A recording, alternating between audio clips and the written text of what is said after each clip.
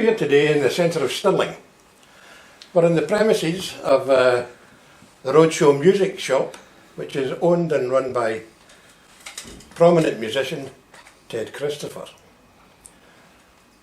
We're going to have a wee chat today about Ted's life so far. He's been involved in music throughout Scotland and further afield over a 45-year period. But we're interested in going way back to the very beginning, Ted, when you get started in the music business.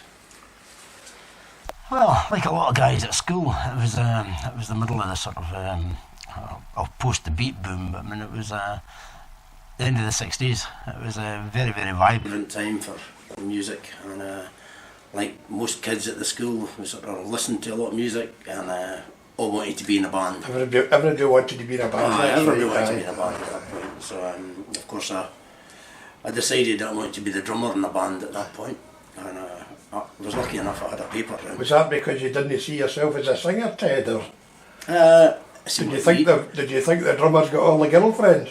Well, that was one reason. It was the easiest option as well, you know. I thought I could learn to play drums quicker than I could learn to play guitar. Another thing was losing my pals wanted to play guitar. Yes. So having had a paper round at that time, which meant I had a wee bit of an income, I was lucky enough to get put forward as a contestant in the Paper Boy of the Year competition. Aye. And I won the Scottish, and I was third in Britain. And the prize for that was a Molten bike. I don't know if you remember them. Was that the wee blue bikes tiny wheels?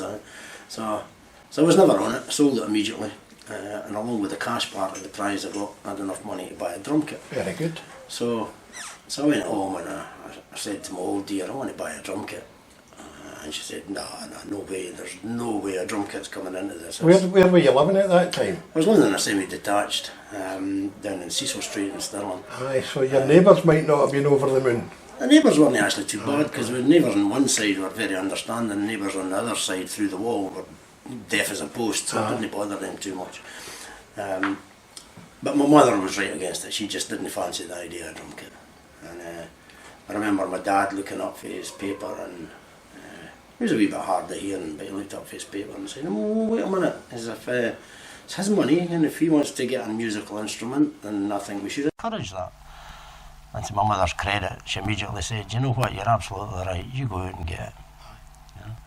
So literally half an hour later I started humping this drum kit into the house, and my dad says, "What the bloody hell is that?" I said, "It's a drum kit, you just said I could have it." He said, "I thought you said a trumpet." Hard of hearing, eh? The drums wouldn't have interfered too much with him then? No, I didn't. Although I didn't find out until after he died. He actually played drums in a military band. Oh, really? And my brother gave me a pair of his sticks, which are now 100-year-old. Really? And you still got them? I still got them. I've never played them, but they're black ebony sticks, and it's nice to have them. I did catch him playing my drums once when I used to go to see Stirling Bridge playing every week. Yes. And then, of course, because I didn't get in until after the final whistle, but we were getting humped 5-0 at half time, one game. Nothing's changed. So I decided I would just had enough and I would go home. And as I was walking down the road, I could hear my father giving it loudly on the drum kit. And it was quite a surprise because he could actually play. Very good. So that was you were the drummer. Did you have to cart these drums around from gig to gig then? Aye, that was the next thing. I mean, some of my pals wanted motorbikes and things, you know. The first thing I had to get was a transit van. And I lived my life in transit vans for years. And what kind of gigs were you getting in these early days? The early days I was, first band I played with was sort of church halls and things. And it was a band doing sort of Cream and Rory Gallagher and Groundhogs covers and things, and that lasted about a year, and then various other things. Before I joined another band permanently, I used to play down in the old Post Office Social Club in Stirling on the second half of every Saturday night, because the drummer they had was an alcoholic, and by the time they reached the bingo break at half time he wasn't capable. So so I used to play the second half. A lot of the audience wouldn't have noticed that this was quite rough, I don't suppose. So was that you were moving out of providing music for other teenagers into kind of more of a mix? Aye, that gave me the grounding of sort of different types of music and Yes. sort of, I'd hardly call it ballroom dancing, but I mean sort of foxtrots, quick steps, that sort of thing. I got to understand what they were.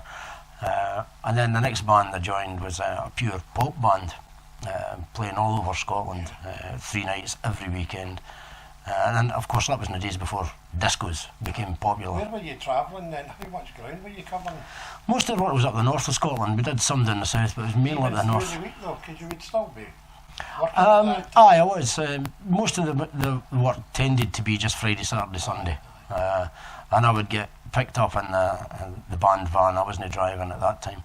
I got picked up in the band van right from my work at the end of Friday night, and I used to start at 8 o'clock on a Monday morning, and I would get dropped off at the telephone exchange at 7:30 on a Monday morning to go straight to my work. I was a telephone engineer. In Stirling? Based in Stirling, aye.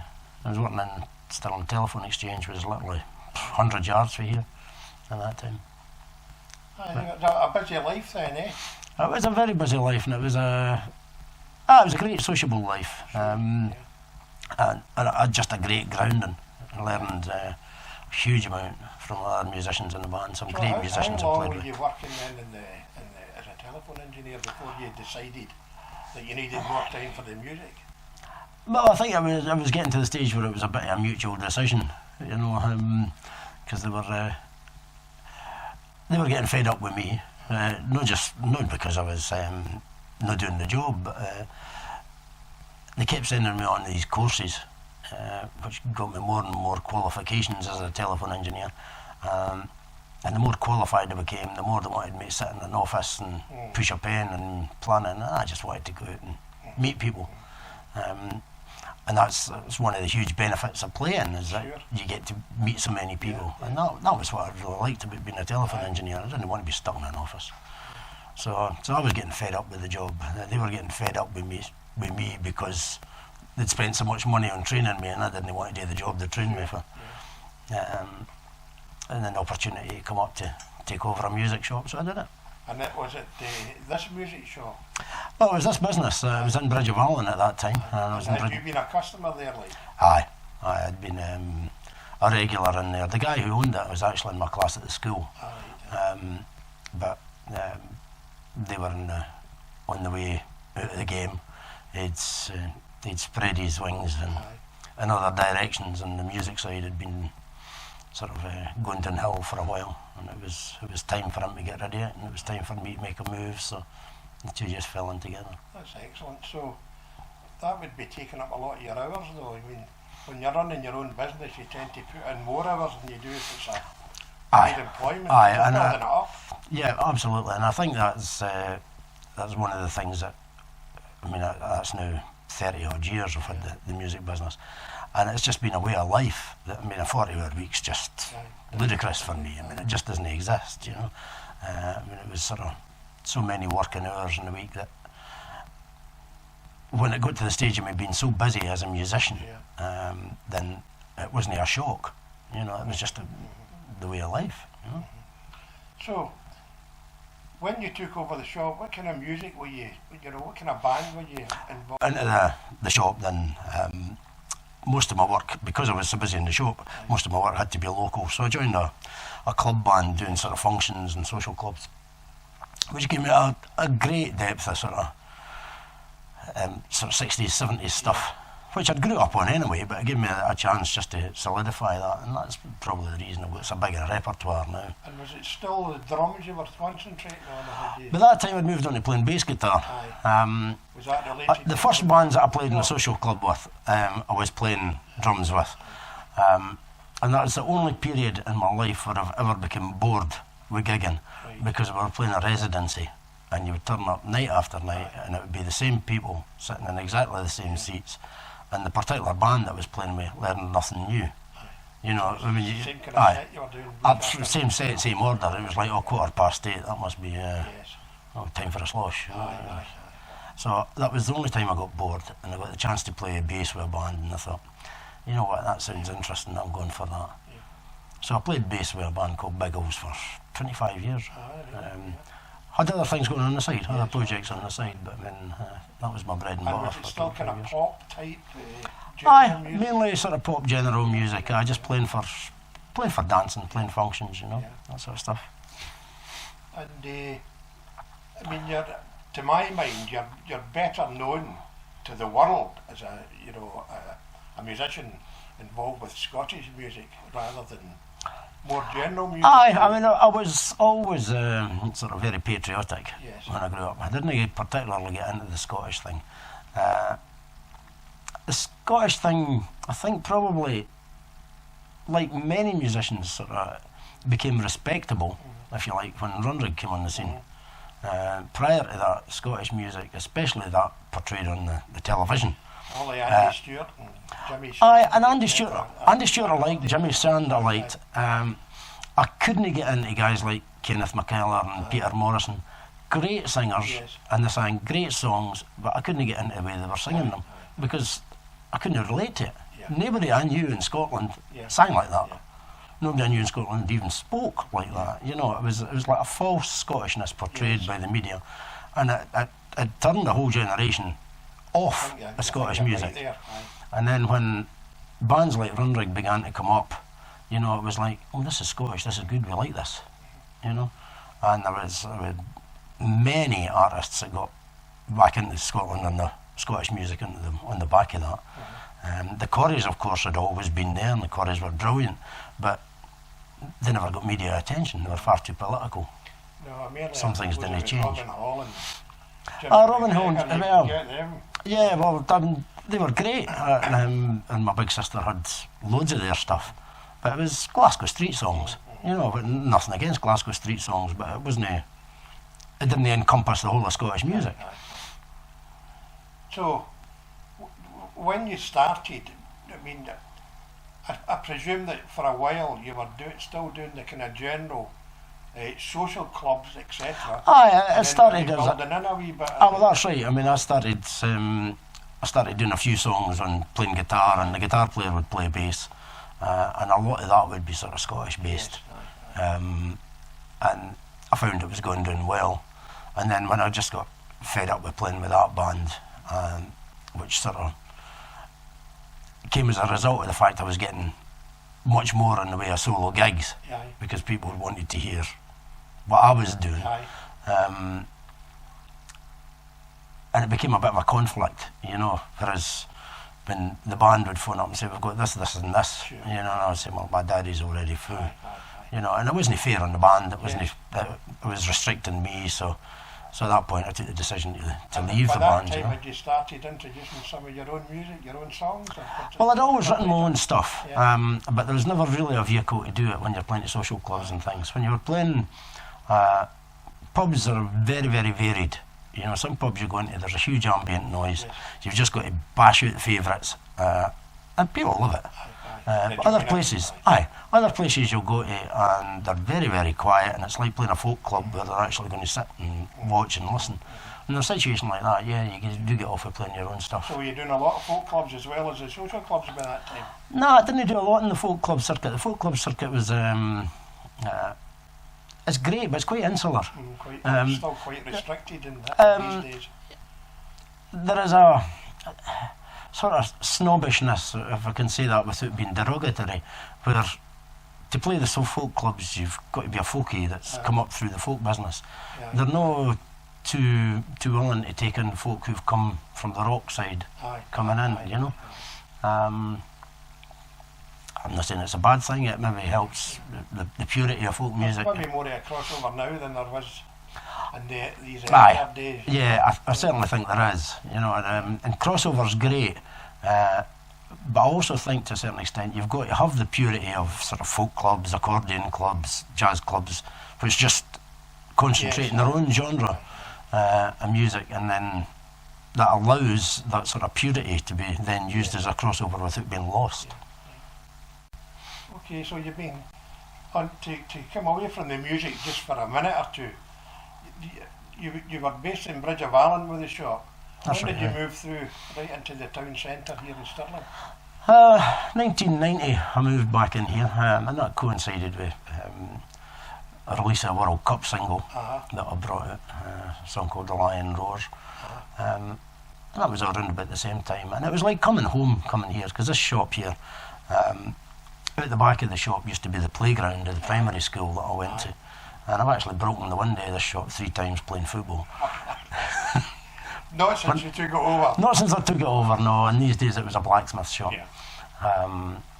But that's very much a case of coming home, and it was nice. And you introduced the topic there of 1990 and the World Cup.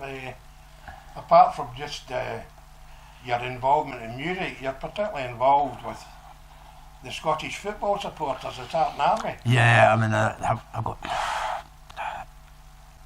I was going to say hundreds, but it's probably thousands of friends that I've met through the Tartan Army. You know, it's just incredible the number of people I know. And not just in Scotland, obviously. No, all over the world. I mean, I've actually done gigs for the North of Italy Tartan Army in Italy, Croatian Tartan Army in Croatia, and various other things that I've done abroad that Tartan Army members have been at from that particular country. It's surprising how widespread that is.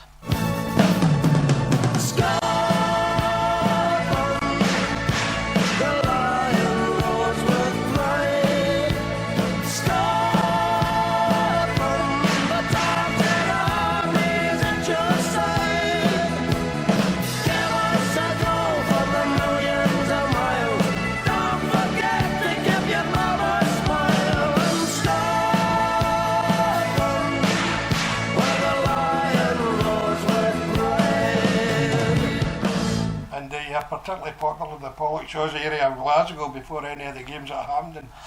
Aye, that's a great wee gig that we do before the home games. I think everybody's got to be there early to get in. Well, that's the case, aye. Hampden there, eh? Aye, it's better when it's a Saturday. Football should be on a Saturday rather than a Friday night, but it's a great wee gig. Aye. And apart from the football supporting side of it, the Tartan Army are very well known for another very important aspect, particularly in hard times, economic times. Very active in the charity world. Aye, well, there's 3 sort of charities that immediately sort of spring to mind. There's the original Sunshine Appeal. There's the Tartan Army Children's Charity. Then, of course, there's the Kilt Walk, which started off as a Tartan Army thing, but has now sort of spread its wings to being autonomous.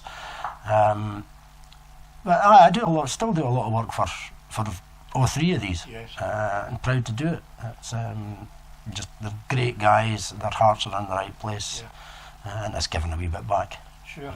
And I mean, the money raised isn't just spent in Scotland, obviously.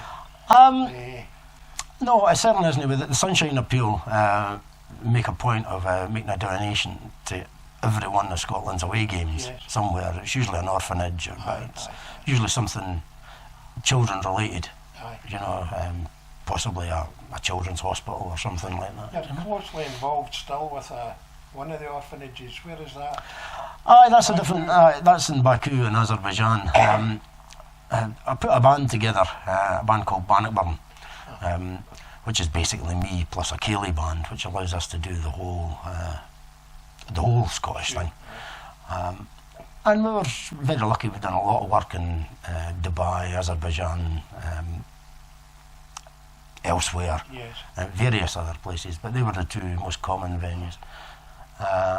And we actually adopted an orphanage in Baku in Azerbaijan. Every time we went out there, we'd always go to the orphanage and play for the kids. And apart from the money side of things, that was where it really sort of brought home to me just how powerful music is.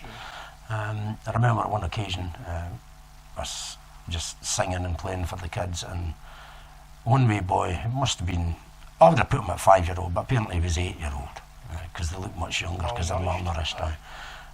But he was sitting up in his bed and just bouncing along and smiling to the music. And we went and spoke to him. Obviously he didn't understand a word of it, but he always smiles, and as we left, the governor of the orphanage came up to us and said that you probably don't understand just what you've done in here. He says, but that kid's been with us for 7 years. It was the first time we've ever seen him smiling. You know, so it was, that sort of brought home to us, you know, just how powerful music can be. That was just great, very, very humbling. Aye. Well, more power to the Tartan Army for all that. Just going back to the 1990 thing, Ted, and the Lion Roars. Is that when you were involved with a very well-known English supporter? Aye, that's right. When I had the shop in Bridge of Allen, this lady came in just one Christmas and said, I'm looking for a drum kit for my husband. And I said, okay, well, that's fine. I showed her a kit. It was a Pearl drum kit, nice kit. And she said, that's fine, that's great. Could you possibly deliver it and set it up?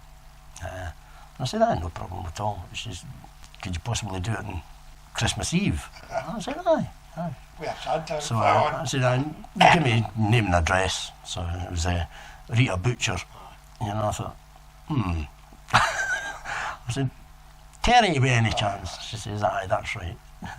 So I went up and set up the drum kit in the house for Terry for his Christmas, and Rita put the tinsel round about it. And I'd said to her, you know, has he played? And he said, no. I says, well, if he wants a few lessons, tell him to give me a shout.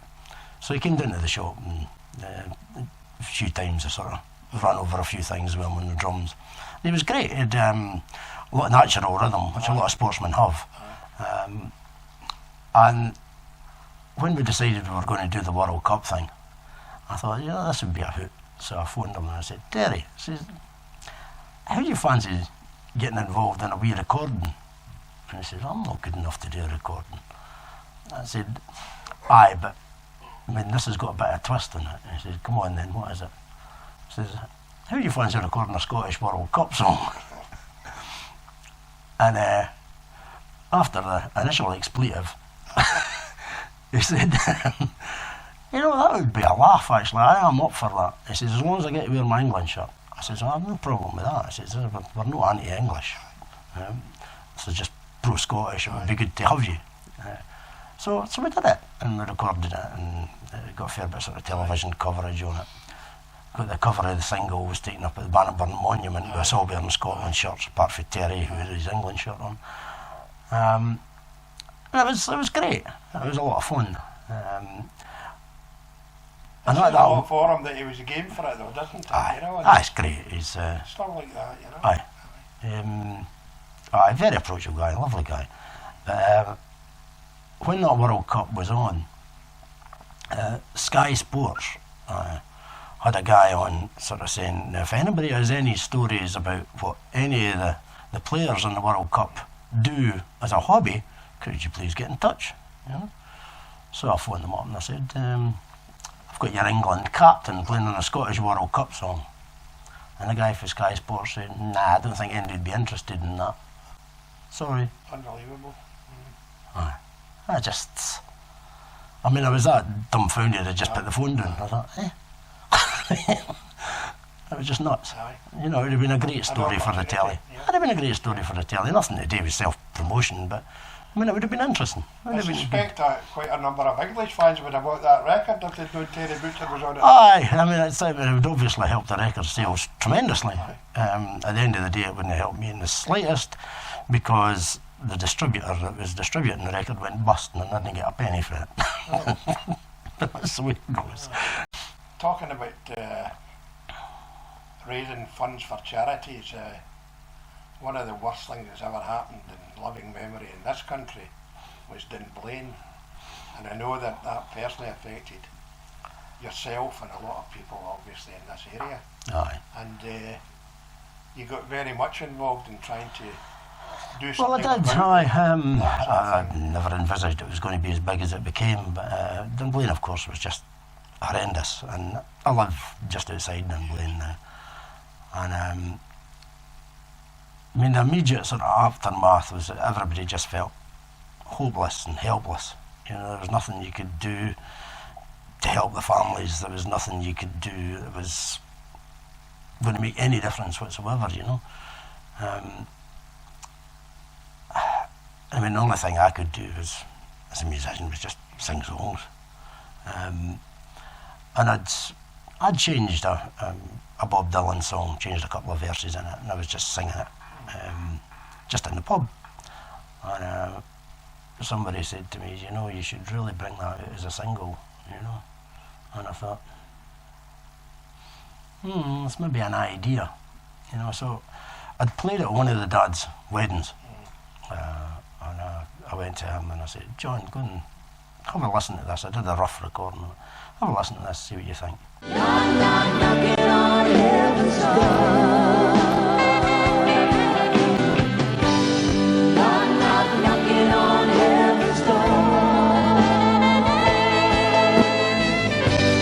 Feel I'm knocking on heaven's door. Ma, these guns have caused too much pain. This town will never be the same. So, for the bears of Dunblane, we ask please, never again.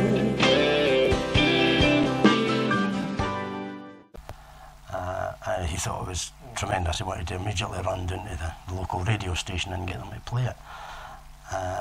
And I had to say to him, no, John, I didn't want to do that. I want you to take it to, there was a parents, well, it was a self-support group where they all met to support each other. And I says, I want you to take it along to that and let them hear it. And I says, if there's a single parent that's not happy with it, I'm not doing it, because they've had enough. You know, I'm not going to lay anything else on anybody. If there's anybody that's not happy with it, it's not happening. So anyway, he came back to me and he said, no, everybody is 100% behind it. You do what you can do. And it wasn't brought out as a tribute record. It was brought out as a protest song. Yes. Because it was just like, this is nuts, this has happened because the gun laws in Britain are just not acceptable. So... And had you approached Bob Dylan by this time, or did... No, but the next thing to do was to find out Bob Dylan would allow me to sing that version of it, because I'd changed his words. So, luckily, I'd done some work in the past with Jack Bruce, who was the bass player with Cream, and I knew that Jack had worked with Dylan in the past. So I phoned Jack and I said, this is what I want to do, can you get me a contact? So he gave me Dylan's manager's number, and he phoned them before I phoned them to say this is serious request, you know. So I phoned them up, and a guy called Jeff Rosen, and to be fair, he listened to everything I had to say. And then he said, no, I'm sorry, but Mr. Dylan's lyrics are considered to be poetry and nobody gets to change them for any reason at all. So that was a close of business over here. And I thought, well, okay, we've not got that. So I went home that night and I wrote the other song that we used, a song called Throw These Guns Away. Then the next morning when I come into the shop, there was a fax in the shop which was dated 20 minutes after I'd spoke to him. And it just simply said, on this occasion we have decided to allow you to change Mr. Dylan's lyrics. So I can only presume that with a 20-minute turnaround, he must have phoned Dylan, and Dylan has said, no, do it. Because it was from a definite no to a yes in a space of 20 minutes. So we ended up with 2 songs. So that was great. And of course, because this had never been done before, John mentioned it to one of the reporters, who was a guy for the Sunday Times. And actually it was on the front page of the Sunday Times that Dylan allows his lyrics to be changed for the first time. And on the Monday, I was in the shop and I got a phone call, and this voice said, you don't know who I am, but I saw your bit in the Sunday Times. He says, I just want to offer to help if I can help in any way.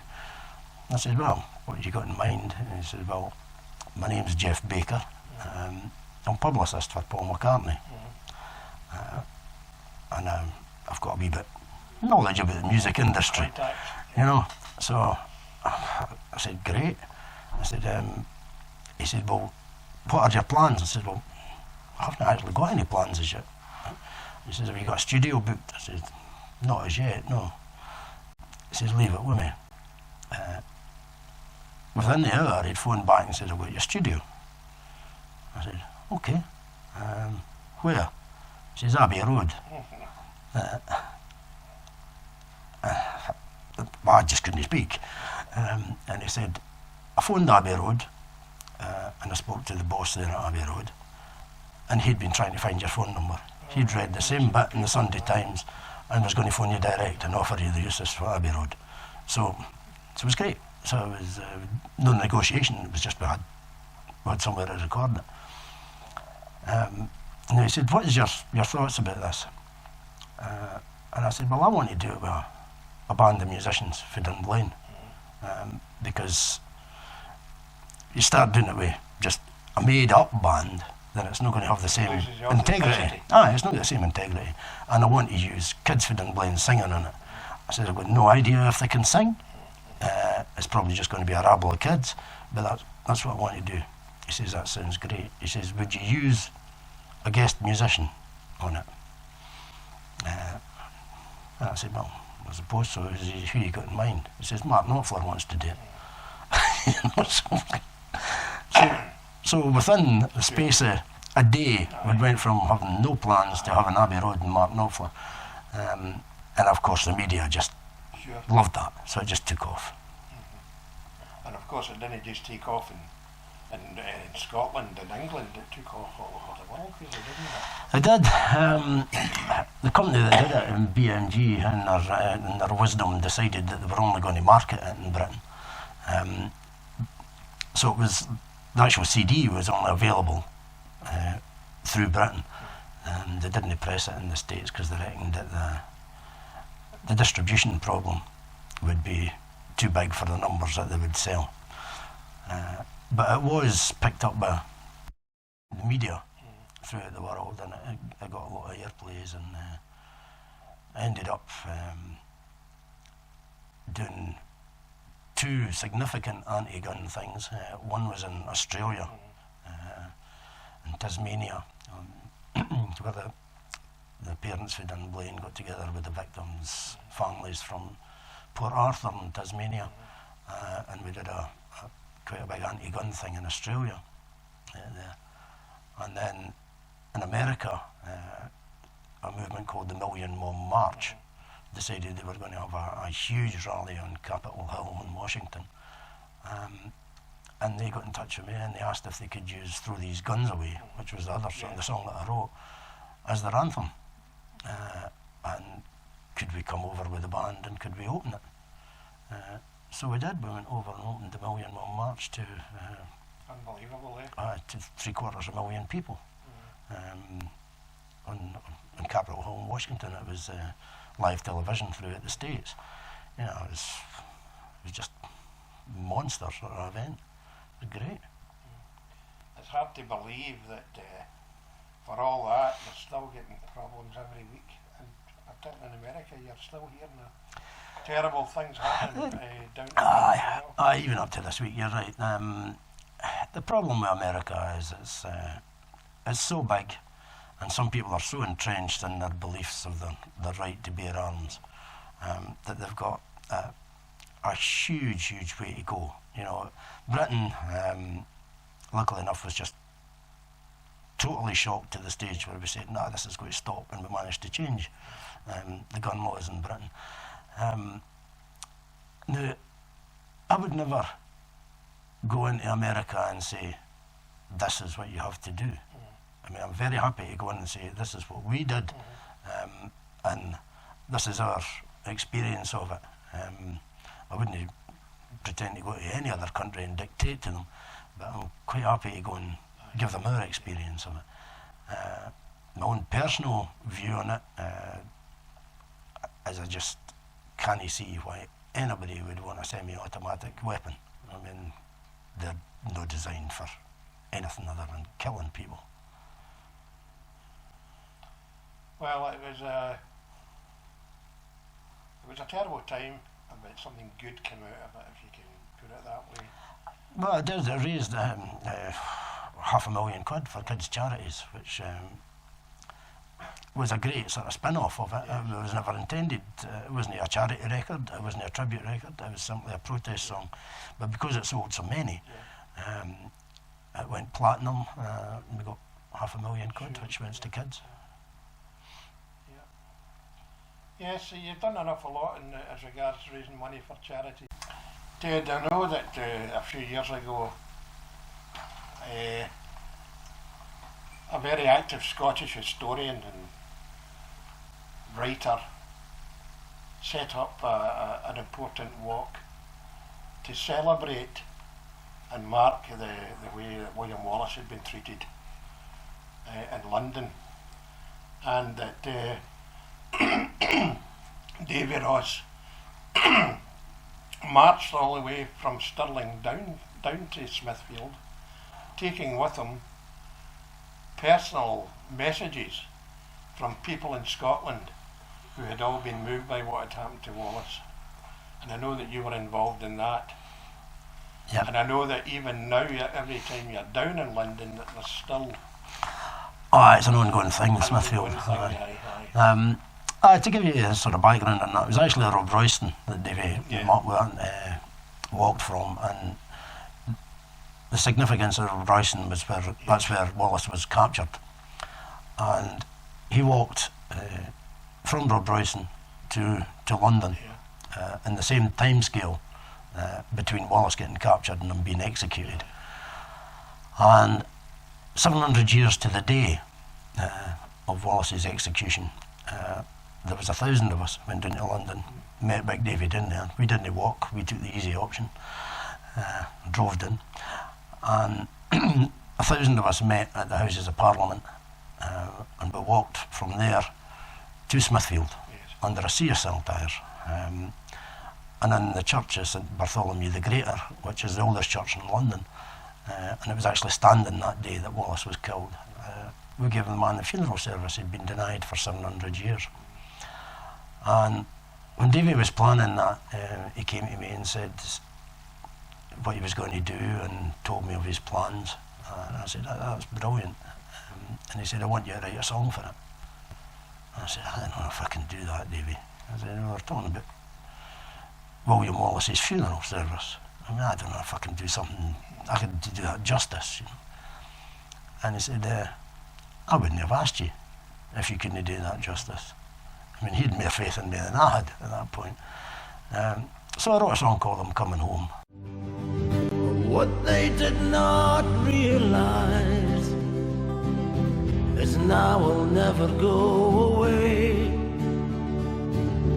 I'm coming back to the land I love, to the people I hold dear, to Scotland, St Andrew,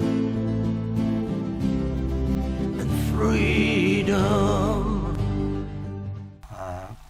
And it seemed to do the job. I was very proud to sing it in the church. It means a hell of a lot to a lot of patriots, not just those who were there on the day, but Scottish patriots. And I get asked for it a lot. It's a very emotional song. As a wee aside to the song itself, I was playing at a Tartan Army function in Hampden Park just a couple of years ago, and a guy came up to me and said, I'm going to tell you something about that song you don't know. And I thought, that'll be clever, I wrote it. And I said, my brother's in Afghanistan, he's fighting with the Scottish regiment in Afghanistan. I says, they've adopted that. He says, every time one of the guys is killed or wounded and sent home, they'll get together and sing this. You know, so it's, again, it's back to talking about the power of music. I mean, very humbling for me to realise what it's been used for. But it just shows you the power that is in music when people take it to their hearts. Yes, it's a very powerful song, and I think everybody feels the same way every time they hear it. Speaking of Wallace, one of his greatest victories obviously was in this area, this very town of Stirling, along at Stirling Bridge. Yeah. And again, every year now, I know that you're the prime mover in the memorial ceremony for that. Aye, well, when I was a kid, we didn't get taught anything about Scottish history. We got sort of glossed over about Wallace won at Stirling Bridge and Bruce won at Bannockburn, and the Tudor kings of England were. You know, it was like, that's not telling me very much. And thankfully, I was within easy walking distance of all these sites. And my parents took me to things like the Wallace Monument, and my mum would say to me, this is for William Wallace. He won a battle against the English at Stirling Bridge, that's the bridge down there. And your great-grandfather actually bought one of the stones to build that monument. So that stuck in my mind, you know. I thought, well, the family obviously felt something about it. Then for years, it just it struck me that I didn't know enough about Stirling's history, so I had to learn it for myself. And it always really upset me that Stirling Bridge was never sort of acknowledged in Stirling, or the anniversary was never acknowledged in Stirling. And then, of course, when the Braveheart thing came out, and it was absolutely huge, and the whole world got to know about Stirling Bridge, I just couldn't understand why Stirling still did nothing. You know, I mean, apart from the patriotic and the historic sense of it, there was potentially millions. There was potentially millions to be made on the back of Braveheart.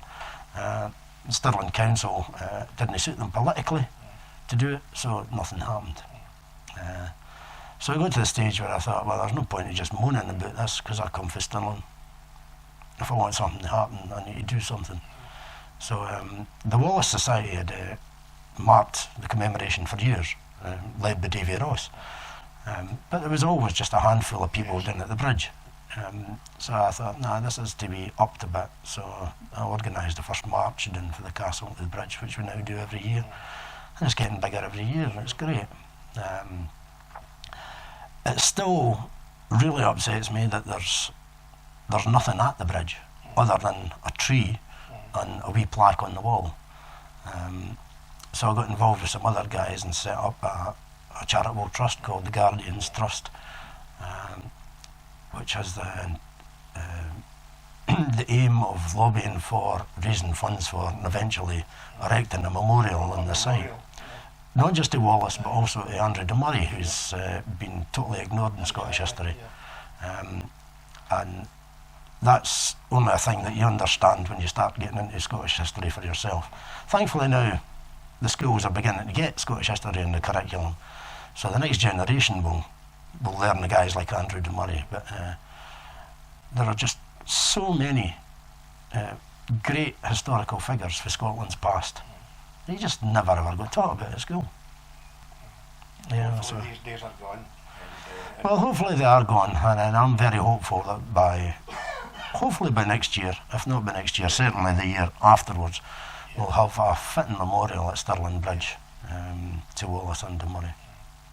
And people can find out where to contribute to that on Yeah. your website. They can, yeah. It's, as I said, the Guardians Trust. The treasurer of it is a guy called John Robertson, who's actually a member of the de Murray project. Yes. So it's not just the Wallace Society involved, it's the de Murray John project spoke too. at it last year, I think, didn't John he? did speak at it last year, yeah. Rob Gibson, MSP, spoke this year on their behalf.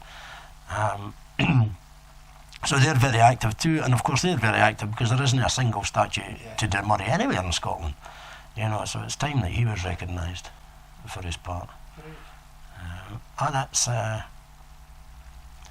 again, it should hopefully realise some of the tourist potential that's been missed. You know? But I would think that that march is going to grow year on year on year. Well, I would hope so. It's getting to the stage now where I'm beginning to see more people from Stirling coming on the march, which is great because that was always missing. Stirling never recognised Stirling Bridge. There was always patriots who came from elsewhere to remember it. but it was needing the people of Stirling to take it on, and that's slowly beginning to happen, because people are beginning to say, what's this all about, and well, maybe I should be part of You're it. still involved in annually in this area, in the Stirling area, is the Scribblers Picnic. Would you like to? Aye, elaborate a Scribblers. wee bit on that? Scribblers has become the biggest musical event in Stirling, biggest annual musical event. The Scribbler was Graham Whitelaw, the guy who co-wrote The Lion Roars with me and played in Yet Another Tonto. That was the band that performed it. Unfortunately, Graham got throat cancer and died far too early. And a bunch of us just decided that we would get together and we would have a day just to remember him. And we thought, well, Graham was a family man. We thought, we'll have a family fun day down at the local rugby club. We'll all go along, we'll play, and we just maybe raise a wee bit of money for cancer charities. And it went that well. The next one will be the 13th. We just continued to do it every year. It's got bigger and bigger. It's just a huge event. There was 9 stages of music last year. And the bands are fighting to get a spot. Aye, I mean, every band that plays for nothing. They didn't even get expenses. We've had tremendous support from some established musicians. Jack Bruce has come up and played it. Benny Gallagher's played it twice. And then we've got other folk who are just patrons and willing to put their name to help us, you know. And it raises a lot of money.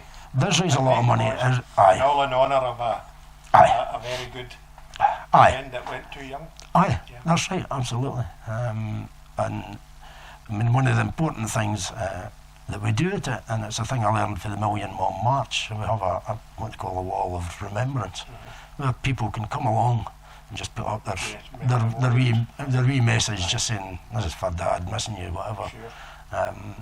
And it gives people a bit of sense about why the day is happening. They can have their wee serious bit, do their remembering, then go and have a party in their loved one's name, you know. Well, that brings us more or less up to date, because Scribblers is still ongoing. What about now? I know you're involved in producing another album just now, aren't you? Aye, this has been ongoing for far too long, really. It's probably been about 3 years. But the fact of the matter is I just play so much that I haven't had time for recording, because of course during the day I'm in here. But we're getting to the stage now where it's the end is in sight, and I would hope that within the next couple of months. You've got all the songs are all ready? All the songs are done. They're all at least partially recorded. Some are finished, some are still waiting on some of my friends that can play instruments far better than me coming in and sort of doing the nice wee bits. So have you any idea when we can expect you? I would think we're probably looking at November. November? Realistically, we're looking at November. Very good. And then it's just trying to... And you're still, I mean, I know you've got a very full diary. How far ahead are you looking as regards that? I mean, you've got gigs all apart from Scotland. Yeah, aye. So on. That's... as far as next year goes, I think the only foreign trip I've got on so far is Amsterdam, where I go to do St Patrick's Night every year. So that's in the diary. There's going to be a lot of stuff to do with the sort of Bannockburn 700 next year. It's going to be a very, very busy year. It's a busy year in many ways. One that we'll not forget, are It certainly won't. It's going to be the most important year for Scotland for 300 years, Yes. probably. Now, whether folk believe that we should be independent or whether they believe that we should be part of the status quo, I think the most important thing is that everybody seriously thinks about it and goes out and uses their vote. No prizes for guessing which way I'll be voting. Well, I think that if people do seriously think about it, there's only one way they will vote. And I think even Terry Butcher would probably agree with that. I honestly don't know. I haven't spoken to Terry on that one. But yeah, I didn't want to sound as if I'm putting anybody down, but I mean, most of the people that I've spoke to that are seriously for Scotland being on their own I've seriously looked at it. Yes. You know, I've looked at the situation. A lot of the people that, in my opinion, that want the status quo are just either entrenched in sort of what they see as tradition, or they're scared. I think it's the latter. I noticed that the last gig I saw you at quite recently, that your son was there, your son Kyle. Is he getting more and more drawn in? Oh yes, now he's both my boys, Kyle and Lewis, are both playing. Yes. Now, and they've always had the opportunity because there's always been instruments in the house, but I mean, I've never ever pushed them.